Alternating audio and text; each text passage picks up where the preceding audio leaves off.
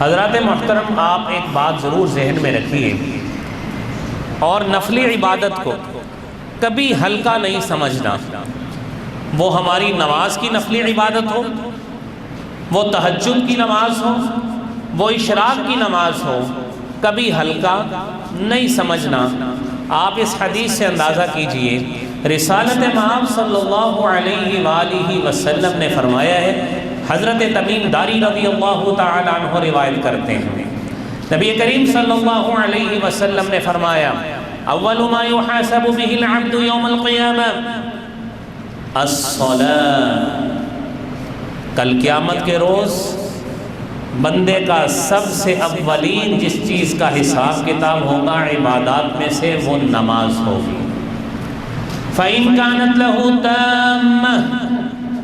اگر نماز کا فولڈر پورا ہوا،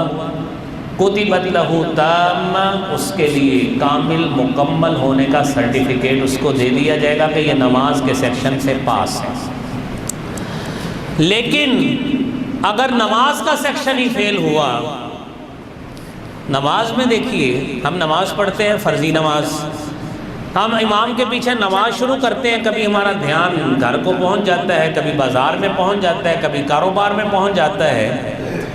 تو ان کی ڈیفیشنسی کو پورا کرنے کے لیے ہمارے لیے نوافل، سنتیں اور ان نفلی عبادات کی اہمیت ہے۔ آپ نے فرمایا، یقول الرب تبارک و تعالی لملائکتہ،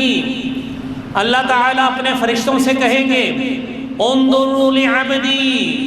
میرے اس بندے کی نماز کے فولڈر کو چیک کرو، هل تجدون لعبدی من تطوع، کیا اس کی کوئی نفلی عبادت اس میں موجود ہے کہ نہیں موجود؟ نفلی موجود ہوگی،